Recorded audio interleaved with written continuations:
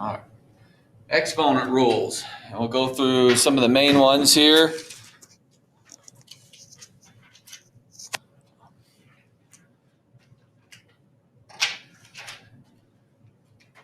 If I have a to the m times a to the n, it's a to the m plus n. So if I have like bases, I'm going to add them. So example would be if I have x squared times x to the fourth, that gives me x to the sixth. I'm going to add the exponents. I get the same thing. Okay. If I have a to the m raised to the n, then we'll multiply them. A to the mn. And the way I can kind of always remember to multiply, they side by side. And I know side by sides multiply, it kind of looks like they're side by side. And so if I have x squared to the fourth, that would give me x to the eighth. So I'd multiply. If I have a to the m over a to the n, so I'm dividing, so I've got like bases dividing, I'm going to subtract them, m minus n. A lot of times this was where you saw the fractions, you kind of think about where's the most. So a couple of examples here, if I had x to the eighth over x squared, then I think, all right, where's the most x's? Well, the more x's are up top. 8's bigger than 2. Pretty simple there. So I know it's going to be x to the 6, so I did 8 minus 2, give my 6. Whereas sometimes it goes the other way, and this is where we got to be careful. If I have x to the 10th over x to the 12th, well, we know 12 is bigger than 10, so that means I've got more x's on the bottom than I have on the top, and I actually have 2 more, so 1 over x squared. Are you okay there? So that's our basic ones. We have 2 others that we use, but they kind of apply to what we're doing here. If I had a to the negative m, so if I had a negative exponent, a negative exponent tells me that it was in the wrong place. That's the general idea. So I would write this as 1 over a to the m. It's going to go down. Okay. Now I can use this guy to kind of reiterate that example. So are we okay with there's 2 more at the bottom? Does that make sense? Yeah. All right, so let's kind of follow this rule explicitly. I'm going to rewrite this problem. If I had x to the 10th over x to the 12th, then technically that's x to the 10 minus 12 if I subtract the exponents. Again, 8 minus 2, 10 minus 12. Well, that's x to the negative 2. Well, I don't want negative exponents in my solution or my simplified form, so it's going to go to the bottom. That's why that negative exponent's switching spots, because it really was on the bottom. There were more down there. That idea. Our last one, and then we'll kind of mix some different ones together, would be if you have the 0 power, it's 1. Something to the 0 power would equal 1. Right? If we see that. Now let's look at why 0 power is 1. We can investigate using the division idea. So let's kind of think about this. X cubed over x cubed. You should agree that's 1 because it's the same thing top and bottom. They cancel out. Okay? I don't care if that was x to the 13th over x to the 13th. It's still 1 because they're the same thing. Same thing top and bottom, going to cancel out. Kind of like a 2 over a 2 is 1. Okay? Now I'll go back to how you wrote it down, put the 3's in. Now let's look at this rule here. This would be x. And if I subtract the exponents, 3 minus 3. Wait a minute, 3 minus 3 is 0. But you already agreed that that was 1. So that 0 power is 1. That's really what's happening there. If we had a 0 exponent, that means that we really did have the same amount on the top and bottom. Canceled out. That's what happened. Are you okay there? Okay, so let's mix some different things in here. I'm just going to write these two over here. And same ones I had right there. All right, so let's mix some stuff up. All right. Let's say I have 2x to the negative 5y times 5x to the 4th y to the negative 3. Now what we want to remember is something very basic. Numbers go with numbers. X's go with X's. Y's go with Y's. A's go with A's. I don't mix them up. Okay, they go together. So I'm looking across and I see multiplication. Well, numbers with numbers. 2 times 5, that's 10. I know that. Okay. Now let's get to those exponents. X. All right, we're going across, multiplying, so that means we're adding. Now, I know it's a different look because I've got a negative there, but just think, negative 5 plus 4 is negative 1.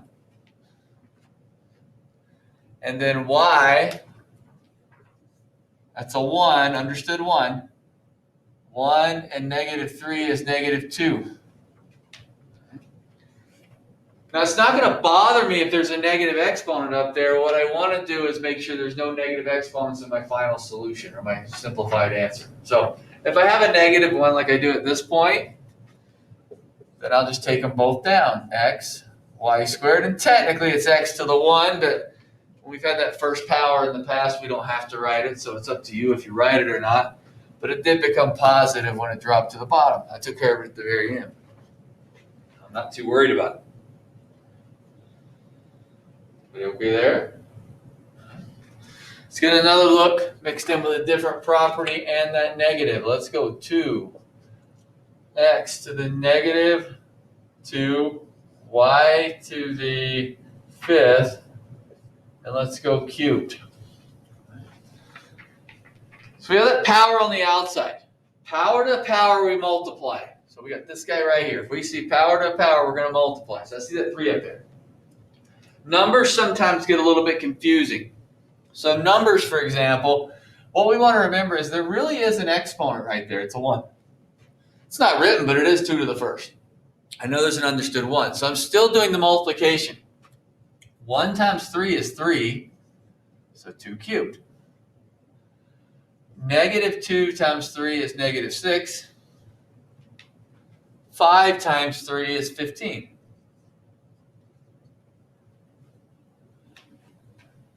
Power to power, multiply. Now I'll worry about negative exponents and numbers, okay? 2 cubed. If I have a value, cubed, squared, 4th, whatever, the expectation is that you actually multiply it out and get the value, okay? 2 cubed is 8. And the reason that's the expectation, because even if you get a larger one, like say something like 2 to the 8th power, well, might not know what that is off the top of my head, but I got a calculator, I can figure it out. It's not a big deal. Okay, so we got 8, 2 cubed. X, it has to go to the bottom. Get rid of the negative. Slides down, 6. And the y stays.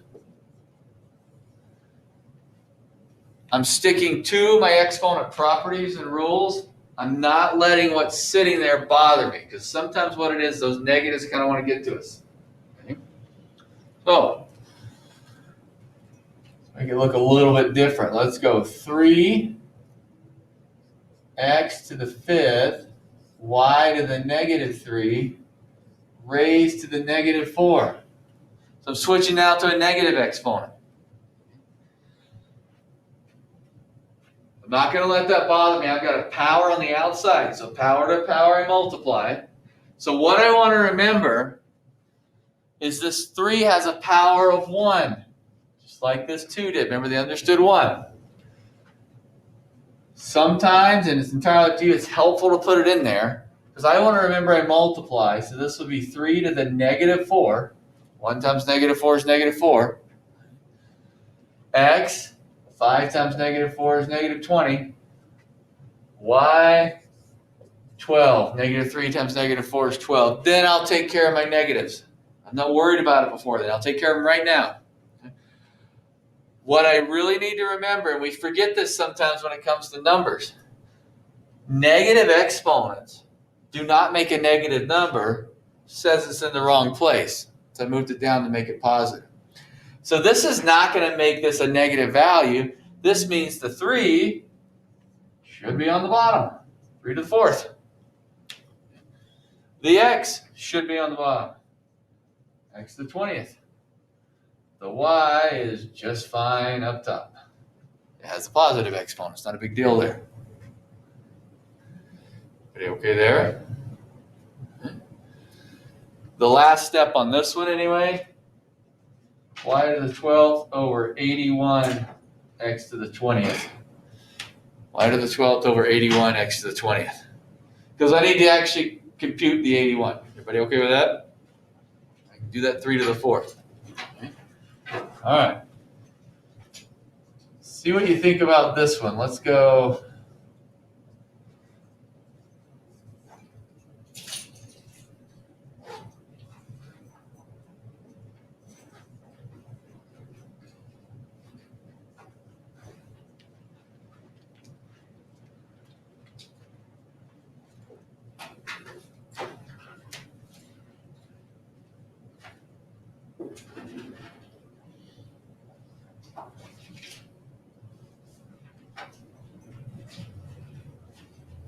Do you need a formula? I have.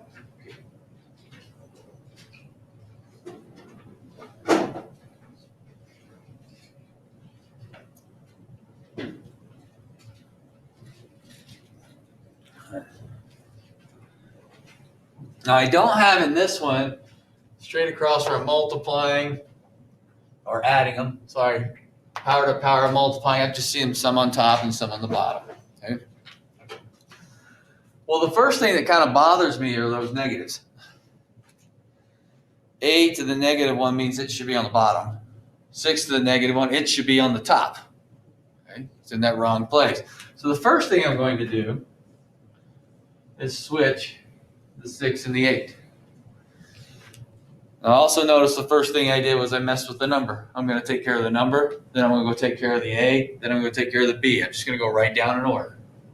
I'm not trying to do anything fancy here. Now I look at the A. All right, I got A's on the top and A's on the bottom. All right, well, where are the most A's? They're up top. There's 3 more of them up there. 5's 3 more than 2.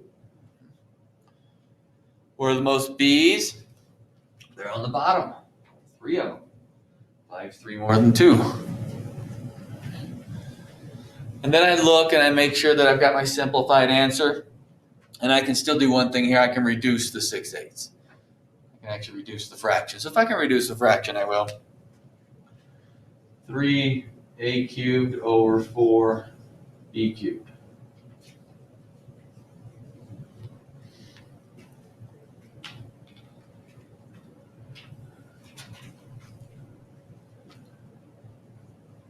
Let's look at something like this. Let's go c to the negative 5 d squared over c cubed d negative 8.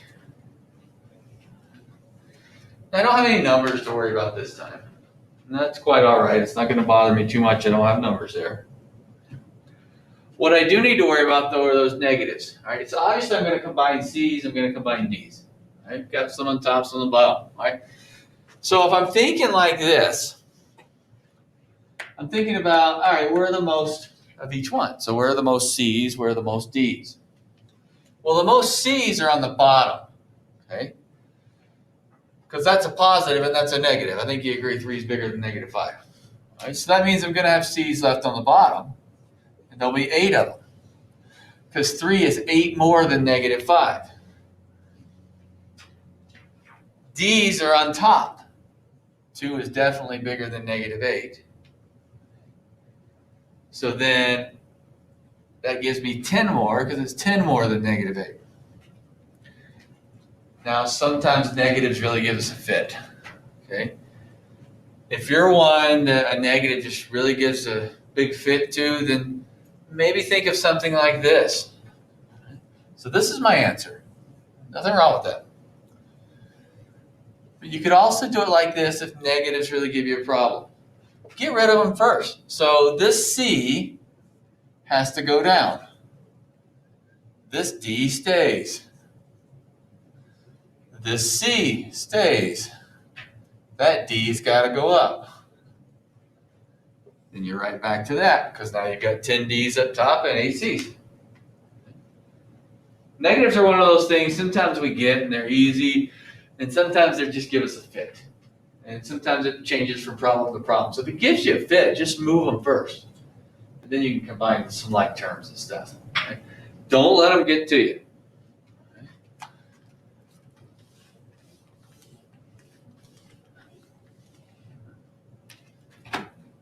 Let's get something here. This one look kind of ugly. Let's go 2x squared y to the negative 3 to the 0 over 3x to the negative 3y to the negative 2. And again, just trying to get some different looks here. All right?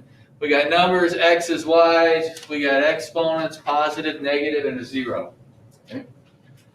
So let's try to simplify this thing. Well, first off, anything to the 0 power there is 1. If I have a base to 0, it's 1. So that means that entire numerator, as bad as it may look, is 1. So it's really not that bad at all. It just looks bad. I go to my denominator. 3 to the negative 2. Remember, I'm going to take care of this guy on the outside. There's my 1 right there. So I'm going to have 3 to the negative 2. X to the positive 6, because I'd have negative 3 times negative 2. Y to the negative 2, because remember there's a 1 on that y, so 1 times negative 2 is negative 2. Not done, but think of the good things here. The good thing is parentheses are gone. Those exponents are gone. It's cleaning up a little bit here. 3, can't stay. Got to go up. 3 squared. X, just fine. X is 6 on the bottom. Y, can't stay. Got to go up. Y squared. So I have my positive exponents. And then the very last step here would be 3 squared is 9. So 9y squared over x to 6. So again, if I can simplify, I want to. So if I can do a number to a power. I can get that taken care of.